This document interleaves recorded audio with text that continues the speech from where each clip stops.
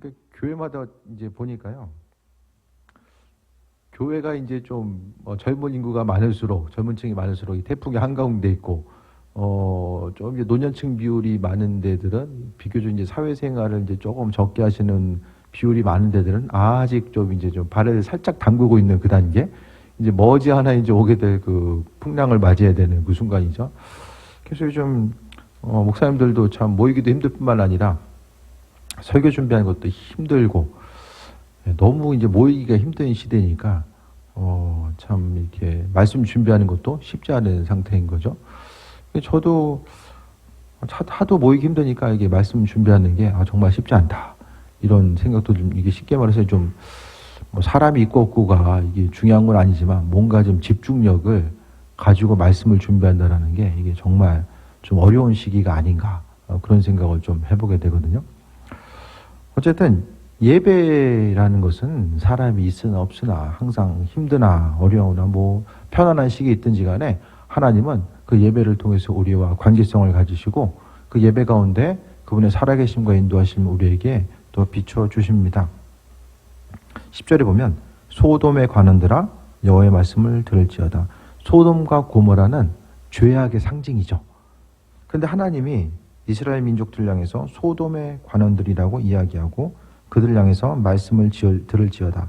소돔의 관원들과 고모라의 백성이라고 이야기합니다. 소돔과 고모라의 백성. 그러니까 소돔과 고모라를 이야기하는 것은 이스라엘 민족들도 죄가 만연했던 때, 죄로 인해서 하나님과의 관계성이 이 파괴가 되었던 때라는 사실을 알고 있는 거죠. 그들을 향해서 하나님은 하나님의 법에 귀를 기울일지어다라고 말씀합니다. 그러니까 세상 가운데서 여러 가지 이제 잡다한 소식이 아니라 신앙인들은 그럴수록 하나님의 말씀에 대해서 가까이 하는 것. 그러니까 몸이 피곤하거나 어떤 그 집중이 안 될수록 아무것도 하기 싫을 때가 있잖아요. 그 아무것도 하기 싫을 때 우리가 좀 의식적으로라도 의지를 좀 동원해서라도 하나님 말씀을 좀 붙잡고자 하고 그 인도하심 가운데 삶을 살아가고자 하는 그 모습들이 있어져야 됩니다. 그래서 하나님은 이 시대 우리들 가운데서도 하나님의 법에 귀를 기울일 것에 대해서 말씀하고 있어요. 우리 한 사람 한 사람을 통해서 세상이 주는 소식보다 오직 더 하나님께서 말씀하신 그 법에 귀를 기울이는 것. 그러니까 이것은 뭐냐면 죄를 짓고 있다라는 것은 하나님의 법으로부터 벗어난 상태를 이야기하잖아요. 그러니까 결국 이 시대 가운데 죄의 출발은 분별력을 상실하는 것으로부터 출발합니다. 해야 될 것, 하지 말아야 될 것들에 대한 이 온전한 분별력을 상실함으로 인하여서 우리가 이제 하나님의 법으로서 백성으로서의 삶을 살지 못하는 거죠. 그러니까 결국 어떤 법을 따라갈 것이냐, 그것에 따라서 내가 하나님의 백성인가 그렇지 않은가가 달라지는 거죠. 우리나라 백성은 우리나라 법을 따르잖아요. 그러니까 법의 준수에 따라서 우리도 이제 하나님 나라의 법, 그것에 대해서 이야기합니다. 그러니까 이스라엘 민족들이 하나님 앞에 나아갔을 때에 나름대로 이제 열심히 신앙생활을 한다라고 했지만 그것 자체가 그 예배의 출발점부터도 하나님 보시기에 합한 것이 아니었다라는 것. 예배는요, 철저하게 처음부터 시작부터 마지막까지 하나님이 정해놓으신 방법들이 있어요. 여러 가지 법과 방법들이 있고 그 방법과 원칙 가운데서 예배가 드려져야 됨을 또 말씀하고 있죠. 구약에서도 보면 그 나답과 아비후가 다른 불 썼다가 이제 죽게 되고요. 그런 예배 가운데서 이 절차 자체를 얼마나 또 강조하고 있습니까? 하나님께서 말씀해 놓으신 법으로부터 벗어났다는 거예요. 11절에 여호와께서 말씀하시되 너의 무수한 재물이 내게 무엇이 유익하뇨? 재물을 통해서 하나님께 드리고자 했을 때 이게 무엇이 유익하냐? 나는 수량의 번제와 살찐 짐승의 기름에 배불렀고 나는 수송아지나 어린 양의 순염소의 피를 기뻐하지 아니하노라. 그 예배에 나아갔는데 그 예배 자체를 하나님이 받으시지 않는 거예요. 그러니까 이게 뭐냐면 결국 예물은 뭐냐면요, 스스로 가지고 있는 마음의 중심, 내 마음의 소원과 중심, 하나님을 향한 중심이 하나님께 드리는 그 예물 가운데 이제 녹아져 있는 거죠.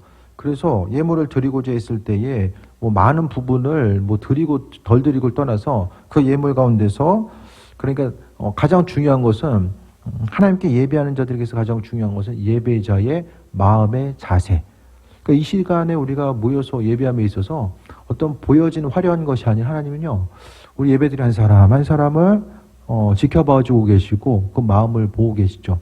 그래서 기도할 때나 예배할 때에 한 주간의 삶, 그러니까 예배 생활에 승리하느냐 그러지 못하느냐는 이 시간에 아주 집중해가지고 더 은혜 받고 하나님의 뜻이 이거구나 이걸 깨달아 알고 나아가는 그게 중요한 것이 아니라 한 주간을 그러니까 하나님은요 예배자 한 사람 한 사람이 예배에 오기까지 하루하루의 삶을 어떻게 살았느냐 그것에 대해서 아주 더 중요하게 생각하신다라는 거죠.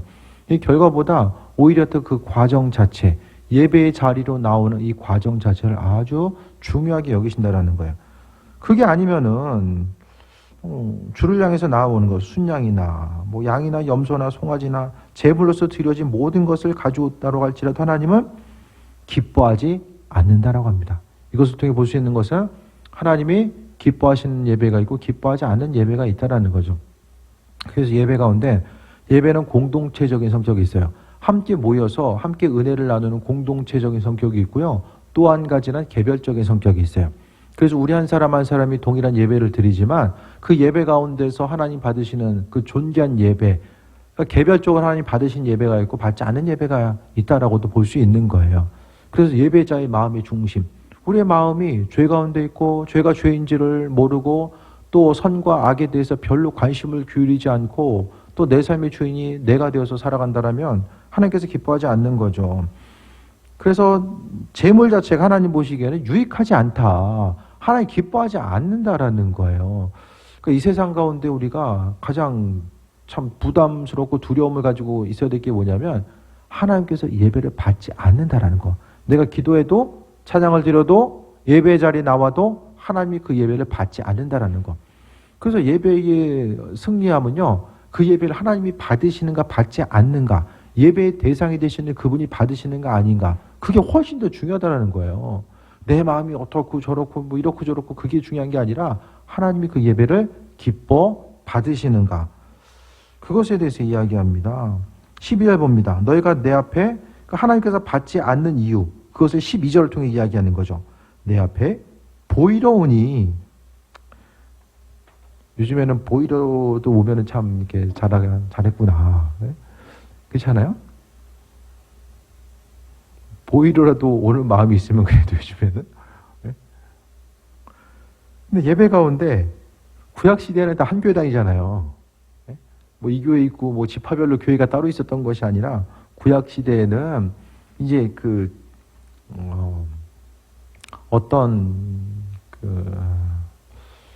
지역별로 흩어져 있는 경우들도 있었어요. 근데 이제 나중에 이제 그 종교개혁을 통해서 이게 중심점, 예배의 중심점은 예루살렘이거든요. 그래서 예루살렘을 향해서 모여서 이제 예배 드리잖아요. 그랬을 때에 너희가 내 앞에 보이러 오니. 하나님 저 왔습니다. 그러니까 출석, 이게 도장 찍어야 되잖아요.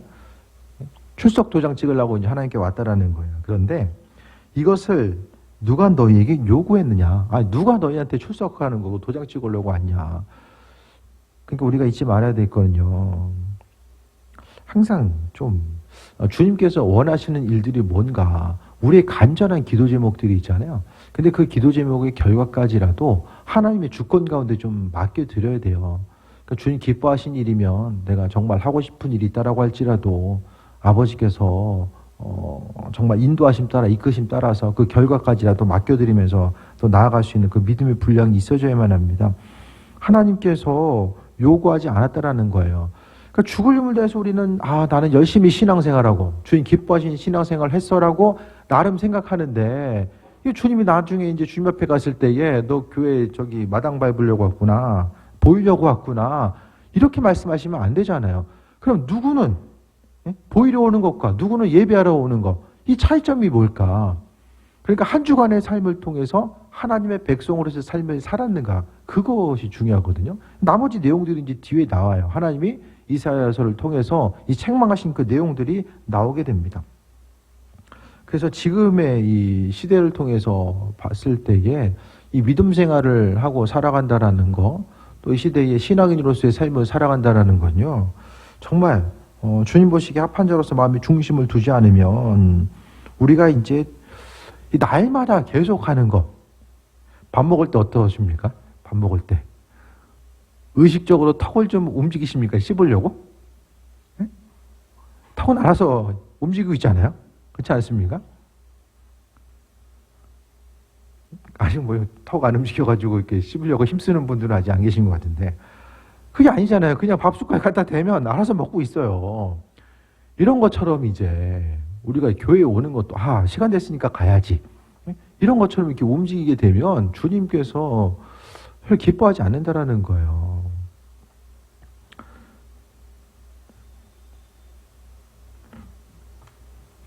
근데 이제 그 부분이 있으니까 어떻게 생각하면은 정기적으로 이제 우리가 움직이고자 하는 부분이 있으니까 그로 인해서 우리의 믿음 생활이 좀 보호받는 경우도 있어요. 그래서 예를 들어서 이제 설교 준비하는 것도 오늘은 설교를 참 은혜롭게 준비하고 할 수 있을 것 같아. 그래 그런 날은 좀 설교 준비하고 아닌 날은 좀 이렇게 하루 쉬어주고 이제 이런 식으로 하면은 뭐 1년이면은 정말 은혜롭게 이렇게 설교 준비하며 할 수 있는 날 자체가 이게 얼마나 될까. 정말로 이제 그날은 너무 이렇게 설교를 하고 싶어가지고 이제 많은 경우에 있어서 정말 이 말씀에 대한 이 본질적인 것에 집중하지 않으면 이게 설교 준비하는 것도 상당히 이제 습관적으로, 기계적으로 매주 이제 많은 부분을 해야 되니까 이렇게 이제 상당히 부담이 될 수밖에 없거든요. 그러니까 모든 신앙적인 행동 가운데서 똑같이 어떤 일을 한다라고 할지라도 그 일들 가운데 우리가 가지고 있는 주님을 향한 마음, 또 말씀을 준비하는 이나 듣는 이나 다 마찬가지입니다. 동일하게 반복되는 그 일상 가운데서 의미를 두고 주께 나아가고자 하는 마음의 중심들이 계속해서 선행되어야 됩니다. 내 마당만 밟을 뿐이다. 근데 여기요.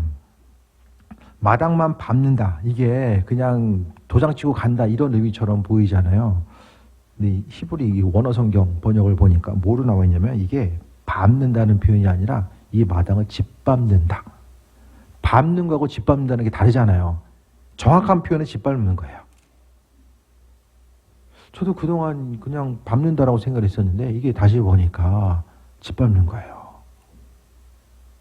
네? 짓밟는다라는 것은, 그러니까 밟는다라는 것은 그냥 왔다 갔다만 하는구나. 네?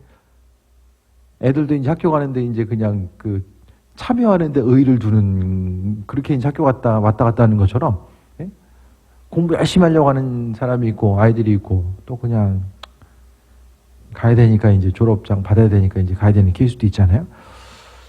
그러니까 여기서 단순히 밟는다는 게 아니에요. 주님 보시기에 눈앞에 그냥 보이러 왔다 갔다 하는 걸요. 오늘 본문 가운데 보면 마당을 성전을 짓밟는다. 짓밟는다는 게 뭐예요? 이게 더럽히는 거예요. 파괴시키고 더럽히는 거. 그 행위라는 거예요. 하나님은 이사야서를 통해서, 이사야 선지자를 통해서 그냥 죄 가운데 죄가 죄인 줄 모르고 그냥 나는 예배에 참여하고 안식일에 예배를 참여하고 또 성경에서 말하는 그 제물로서 하나님께 드렸어. 그것을 통해서 내가 해야 될 바를 다 했어. 나는 그래서 하나님 백성이라고 생각했던 그들에게 아니다라고 이야기하는 거예요.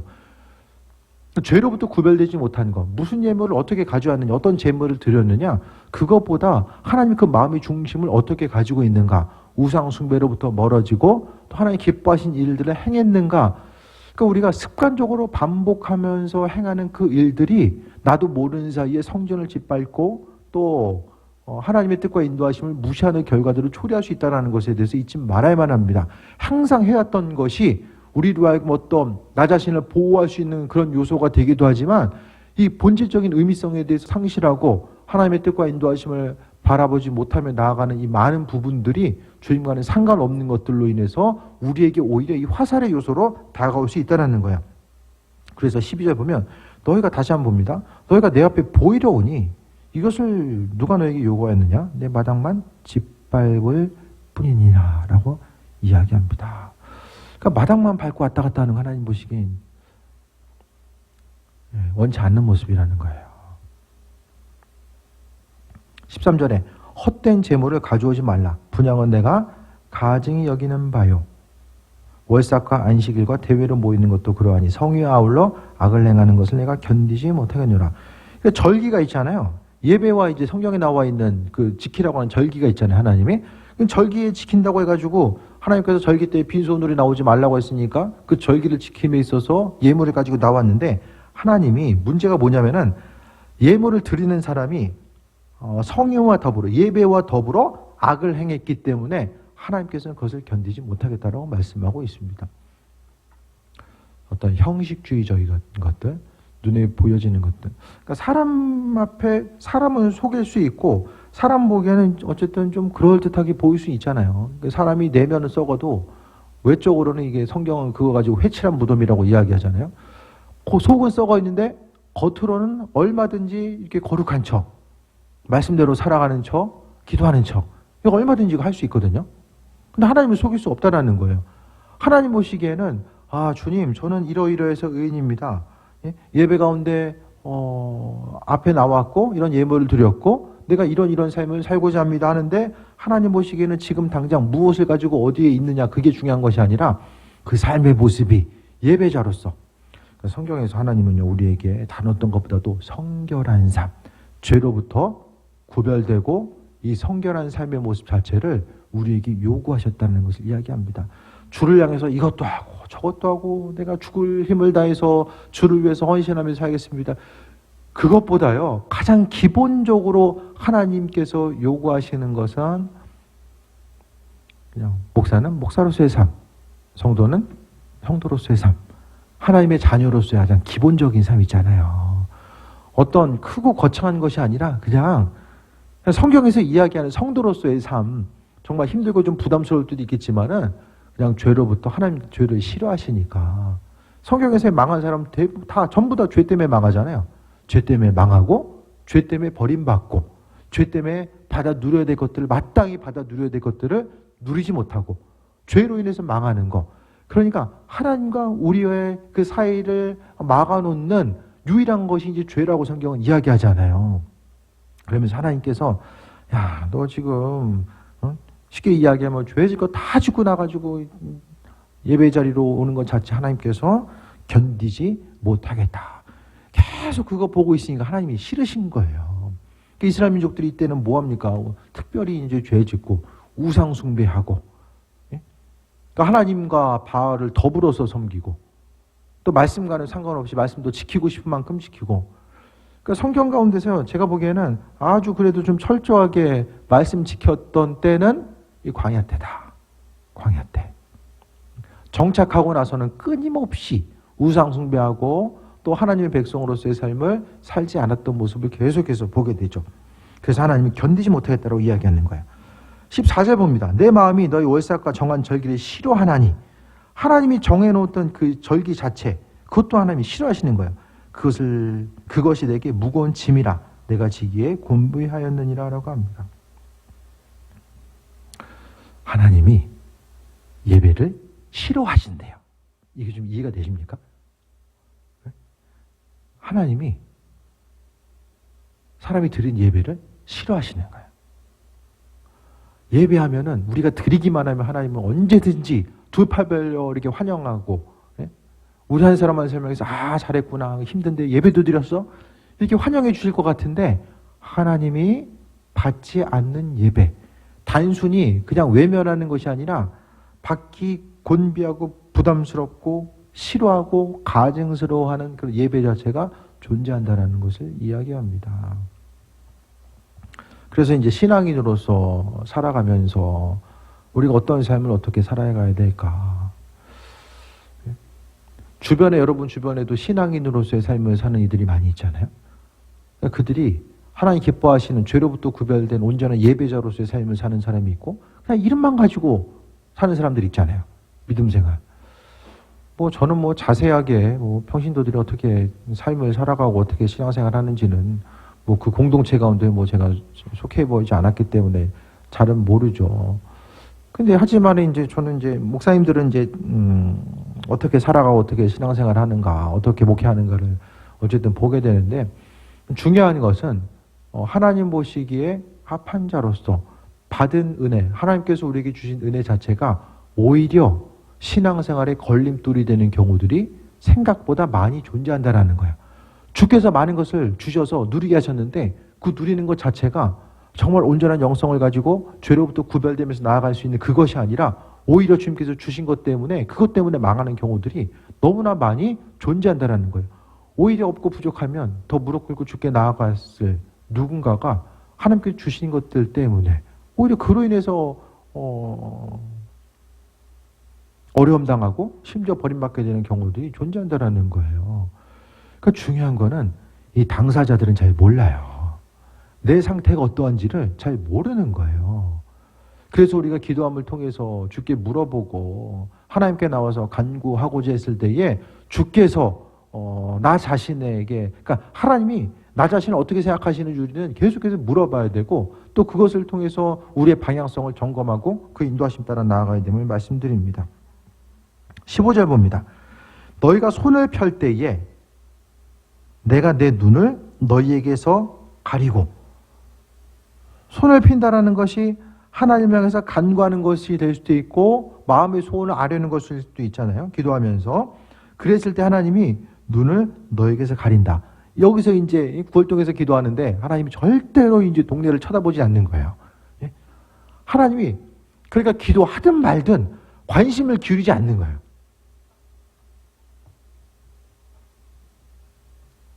하나님이 관심을 기울이지 않는. 그러니까 세상에서 제일 불행한 건 돈이 없는 것도 아니고 몸이 약한 것도 아니에요. 병든 것도 아니에요, 사실. 하나님이 더 이상 관심을 기울이지 않는 거. 그러니까 나도 하나님께 관심이 없고 하나님도 내 인생 가운데 전혀 관심이 없는 상태. 그게 바로 성경은 저주인 거예요, 저주. 인생 최고의 저주는 그것입니다. 뭐 노후 준비가 더 돼 있고 덜 돼 있고 뭐 준비되어 있지 못한 노후가 저주가 아니라 하나님과의 관계성이 끊어진 게 이게 저주인 거예요. 그래서 우리가 잊지 말아야 될 것은 기도하는데 하나님이 관심을 기울이지 않는 거, 이게 얼마나 불행합니까? 사람이 기도 안 했기 때문에 하나님께서 뭐 응답 안 하시고 그게 아니라 기도를 하려고 해도 어느 순간 내가 기도해야 되겠다 하는데 하나님이 그것을 보지 않으시고, 또 너희가 많이 기도할지라도 내가 듣지 아니하리니, 눈으로 보지도 않고요 많이 사람이 기도해도 하나님께서 듣지 않으신다라고 말씀하고 있습니다. 이게 죄 때문에 이 영적인 그런 뭐라고 얘기할까요? 영적인 능력이라고 할 수도 있고 또 하나님께서 우리에게 베풀어 주신 어떤 그 영적인 힘과 능력 자체가 어떤 죄의 문제라든지 심각한 그 죄나 실수로 인해서 한번 이게 싹 꺾이게 되면 이게 회복하는 게 제가 가끔 말씀드리잖아요. 회복이 이게 생각보다 쉽지 않을 수 있다는 거예요. 그리고 심각한 문제에서 이게 한번 꺾였을 때는 이게 이제 우리가 가끔 볼 수 있는 예가 이제 좀 엘리야의 예를 통해서, 엘리야의 예를 통해서 우리가 보게 되잖아요. 그가 이제 하나님을 향해서 이게 죽는 게 낫겠습니다. 이런 입술을 통해서 이제 불만하고 불만족했던 것들. 그러니까 우리가 이 시대는요 정말 하나님의 도우심과 인도하심 가운데 뭐 지금 팬데믹 상황이 어떤지 간에 뭐 무슨 상황이 어떻게 펼쳐진다고 할지라도 이 시대 가운데는요 교회는 제자리에 머물거나 뒤를 돌아볼 여유가 없어요, 사실. 하나님께서 행하시고자 하는 일들이 이 마지막 때가 가까우면 가까울수록 주께서 너무나도 하시고자 할 일들이 많거든요. 근데 그 일을 감당할 수 있는 사람, 주의 일에 관심을 기울이고 거룩한 하나님의 백성으로서의 삶을 살고 자신을 구별하고자 하는 그 한 사람 한 사람, 세상의 풍랑과 파도 때문에 그것을 다 온몸으로 받느냐고 주님의 도우심과 인도하심보다는 눈에 보이는 데 집중하다 보니까 이가 죄가 죄인지 무엇이 선인지 이것에 대해서 더 이상 관심을 기울이지 않으면서 살아가는 거예요. 이렇게 하다 보니까 영적인 능력이 꺾이고, 이 기도에도 이제 주를 향해서 하나님께서 허락하신 그런 기름 부으심이나 인도하심, 그 충만한 것 가운데서는 별로 관심이 없고, 나는 그냥 기도하고 있어. 기도 시간에 그냥 기도하고 있어. 그 맨날 이렇게 기도하다 보면 안 하면 좀 찜찜하잖아요. 그러니까 나는 그래도 이거라도 해야지. 이거라도 할 수도 있겠지만 그래도 이왕 기도하는 거 주님께 나아가서 좀 깊게도 기도하고 더 부르짖고, 간절한 기도 제목이 있는 사람들은 부르짖을 수밖에 없어요. 주께 기대함과 소망감이 있는 사람들, 내 문제를 놓고요 하나님 앞에 소망감이 있는 사람들, 주님이 아니면 이게 절대로 불가능합니다. 그 간절함이 있는 사람들은요 간절하게 부르짖고 기도할 수밖에 없어요. 그러니까 오래 기도하다 보니까 이거 기도 제목이 뭔지도 이제 가물가물하고 이게 뭘 기도해야 하지? 예? 이거 헷갈리기 시작하면은 기도하는 것도 간절함이 없으니까 그냥 간절함이 없으면은 안 돼요. 기도할 때 정말 우리 심령 가운데 간절함이 있어야 됩니다.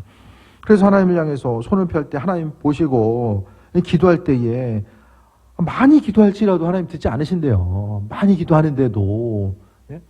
그러니까 기도자가 중요한 것은 기도 시간도 중요한데 그것보다 먼저는 내가 기도자의 마음 자체가 어떠한가. 이게 한결같기가 얼마나 힘들어요, 사람이. 그렇지 않아요? 한결같은 마음 가지고 주께 기도하고 우리의 인간적인 연약함이 있어서요. 날마다 충만함 가운데 충만해서 설교 준비할 때도 있지만 정말 이거 참 설교 준비하면서도 건조해가지고 내가 주님만 믿습니다. 예. 주님의 도우심과 인도하심이 아니면 별로 할 말도 없고 어떻게 말씀 전해질지도 모르고 요즘은 그런 식인 것 같아요. 주님 의지하지 않으면 정말 뭐든지 간에 하기 힘들고 어려운 때 그런 때가 바로 지금이 아닌가 생각합니다. 그래서 오늘 이 위선적인 죄와 이 예배를 책망하시는 모습을 보게 되면 성경을 볼 때마다 우리가 이 사람들 왜 이렇게 죄졌냐, 좀 하지 말라는 거 하지 말지, 왜 굳이 해가지고 이렇게 책망받냐.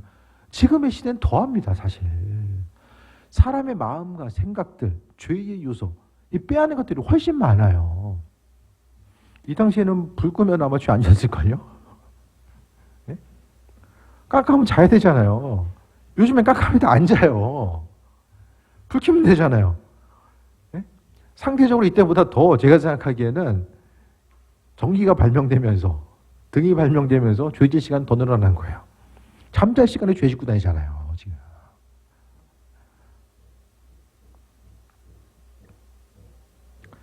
(16절) 봅니다. 너희는 스스로 씻으며 스스로 깨끗하게 하여 내 목전에서 너희 악한 행식을 버리고 행악을 그치고. 깨끗이 해라. 죄가 죄인 줄 깨달아 알고 깨끗이 해라. 스스로 깨끗이 해라. 하나님 말씀을 알아야지만 깨끗이 합니다. 말씀 모르면 그냥 하고 싶은 대로 살아요. 그러니까 깨끗이 하고 또 죄로부터 구별된 삶을 살려고 하면 신앙생활하는 게 아주 불편해야 돼요.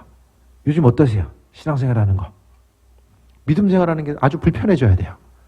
죄로부터 구별되려면. 어떠십니까? 아주 편안하십니까? 신앙생활하기? 그거 뭐가 문제 있는 거예요.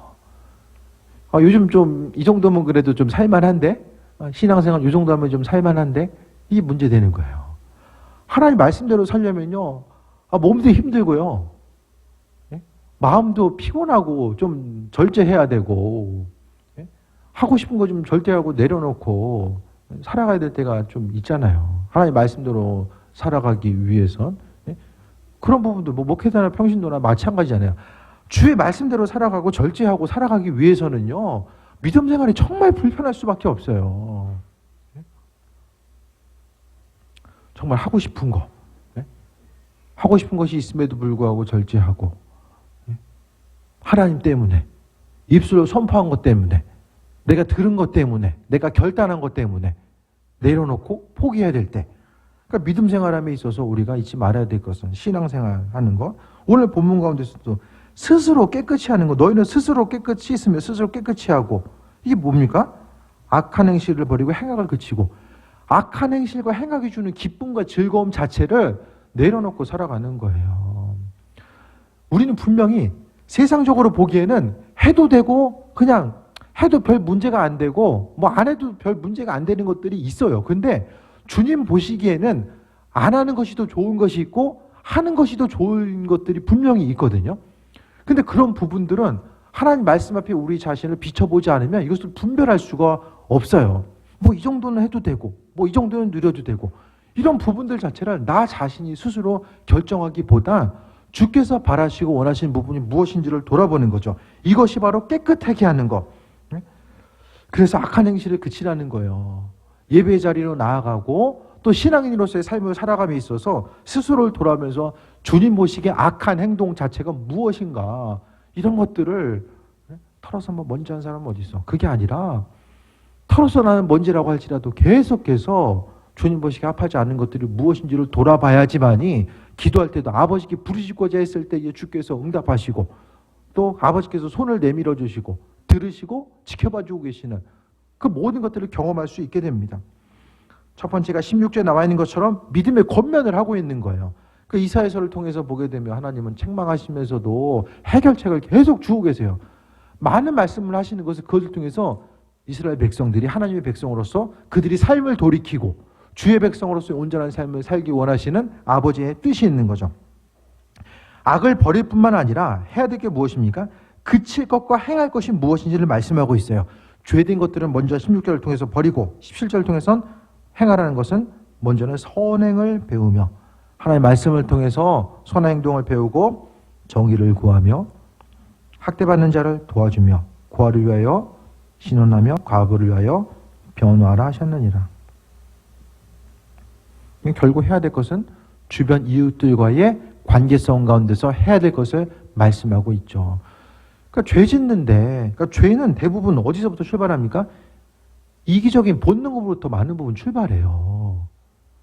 다른 사람들 중에서 배려하고 섬기는 데서 죄가 출발하는 것이 아니라 나 자신이 보였을 때에 다른 사람들을 배려하기보다 오로지 나 중심적으로 내 생각과 내 관점, 내가 행해왔었던 행동과 패턴들, 이 모든 것들, 나 중심적으로 하나님을 생각하고 하나님을 판단하고 말씀을 해석할 때도 주님의 그 말씀하시는 그 본질이 무엇인지보다는 내가 편의주의적으로 해석하고 받아들이는 그것을 통해서 죄가 생겨나게 됩니다.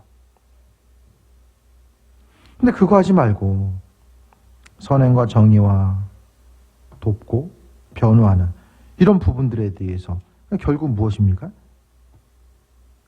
다른 사람들과의 관계성이 예배와 하나로 연결돼서 나아가는 거예요.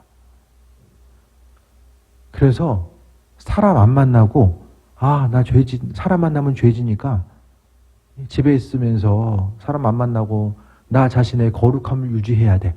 집에서 열심히 말씀 보고 스스로 찬양하고 아주 거룩한 분위기 가운데 있다가 예배 드린다고 해서 하나님이 그 예배를 받으시는 거룩한 백성이 아니라 하나님이 죄를 버리고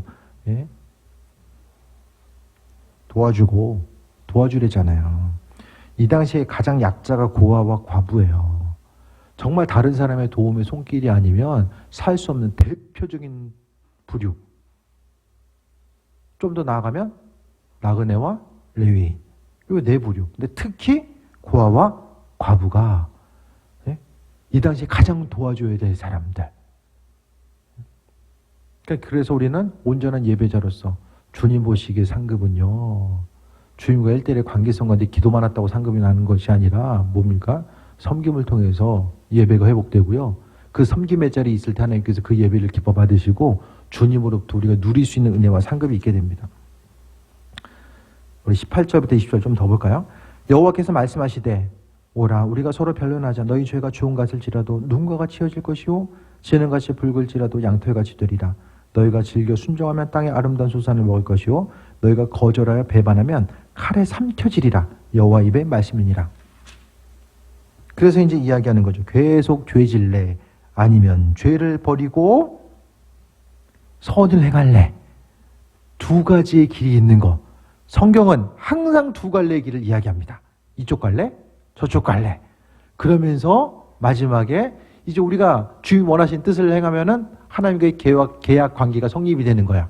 우리가 주의 뜻대로 살고자 했을 때 하나님께서는 땅의 아름다운 순종했을 때의 땅의 아름다운 소산을 19절을 통해서 주신다라는 것이고, 그냥 하던 대로 죄를 계속 짓고 주변 사람들 쳐다보지도 않고 그냥 마당만 왔다 갔다 하면서 마당 이 발음 왜 해야 되지? 마당만 짓밟고자 했을 때에 칼에 삼켜진다. 칼에 삼켜진다보다 더 두려운 표현이 어디 있습니까? 칼에 삼켜진다. 하나님의 보호하심의 손길을 싹 거두는 거예요. 공급하신 하나님의 손길이 아니라 보호하신 하나님의 손길을 싹 이제 그분 손길을 거두시는 거예요. 그래서 이사야 선지자는 둘 중에 어떻게 살래? 그것을 지금 이야기하고 있는 거예요.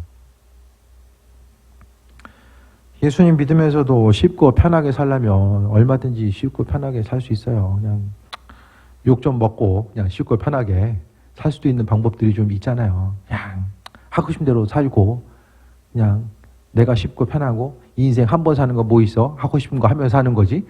이렇게 살 수도 있어요. 하지만 그것이 주님 보시기에 원치 않는 모습이라는 거예요.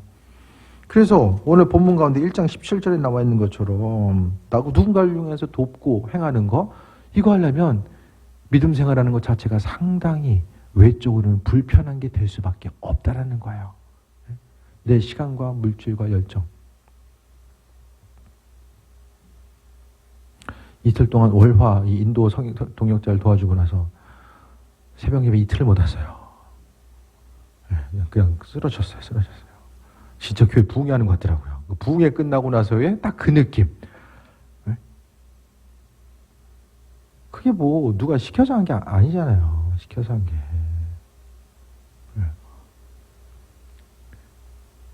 비행기 못 타면 다시 데리고 와야 되니까 비행기 탈 때까지 이제 방도 다 뺀 상태라서 이제 우리가 책임져야 돼요. 갈 때까지. 좀 그런 상황. 몇 번에 좀 가기 전에 이제 막 조금 어려운 상황들이 좀 있었거든요. 그걸 함께 이제 헤치고 나아가는 거. 그러니까, 이게 불편할 수밖에 없구나. 뭔가 주님 기뻐하신 일을 하기 위해서는 정말 삶이 힘들고 불편해질 수밖에 없어요. 하지만 그 모든 것들을 예수님 때문에 하는 거죠. 예수님 때문에. 교회 어떤 분하고도 나눴어요. 모든 것들 다 예수님 때문에 한다. 예수님 때문에. 말씀 정리합니다. 예배는요, 평상시에 우리의 삶의 행동과 섬김과 나눔과 죄를 죄로 인식하고 구별되고자 하는 것과 연결되어 있어요. 온전한 예배자는 누구인가? 하나님께서 찾으시는 예배자는 누구인가? 이 거룩이라는 의미 자체는 무엇이고 헌신된 일꾼은 누구인가? 그런 부분들을 말씀을 통해서 분명히 인식해야만 합니다. 그게 아니면 다른 사람 뭐하든지 간에 별로 상관없이 나와 주님과의 1대1과의 관계성 가운데 붙들고 있으면 주께서 그 예배 받지 않으실 수 있다는 거예요. 마당만 짓밟는 자. 하나님이 무엇을 생각하고 계신지는 별로 관심이 없고 스스로의 생각, 내가 생각하는 신앙생활은 이런 거야, 저런 거야. 거기에만 중심을 두고 살다 보면 나중에 주님 앞에 가서 받을 수 있는 것들은 아무것도 없습니다. 그래서 오늘 이사야서를 통해서 위선적인 예배와 이 죄를 책망하셨던 주님의 음성에 대해서 다시 한번 귀를 기울이고 이 시대 가운데서 정말 소돔과 고모라의 타락상이 그것보다 지금 더한 시대를 우리가 살아가고 있고 사회의 타락과 종교의 타락, 이 모든 정말 이 썩어 문드러져가는 이 시대 가운데서 나는 어떻게 신앙생활을 할 수 있을까? 어떤 신앙인으로서 어떻게 살아갈 수 있을까? 그런 부분에 대해서 우리가 고민하지 않으면 그냥 시대의 풍조, 저 사람도 저러고 이 사람도 이러고 뭐 저 평신도 누구나 목사님 누구나 다 뭐 이렇게 다 그러는데 나도 뭐 별거 있겠어? 이렇게 살다가 책망받을 수밖에 없다라는 거예요. 말씀에 귀를 기울이시고 하나님 선하시고 기뻐하신 뜻이 무엇일까를 생각하며 좀 삶이 좀 불편해지더라도 하나님 기뻐하시는 것이 뭘까? 이런 것들에 대해서 한 번 더 고민하고 주께 영광 돌리는 삶, 아버지의 선하신 뜻과 인도하심이 무엇인지에 대해서 돌아보고 그 은혜 가운데 충만함 누리는 삶, 귀한 삶 되시기를 축원드립니다. 기도하겠습니다. 아버지의 사랑에 감사드립니다. 어려운 상황 가운데서도 우리를 성전으로 불러주시고 또 예배자로 함께 해주셨습니다. 주님 마음에 합한 자로서의 삶을 살게 하시고 생명 되신 그리스도 예수 바라보며 주님 아닌 것들을 날마다 버리게 하셔서 오직 그리스도 예수로만 강건함 누릴 수 있도록 주관하여 주옵소서. 모든 것이 주님의 은혜입니다. 주님의 은혜가 아닌 것이 없습니다. 아버지 영광 받으시고 새 일을 이루시옵소서. 감사드립니다. 예수님의 이름으로 기도드립니다. 아멘.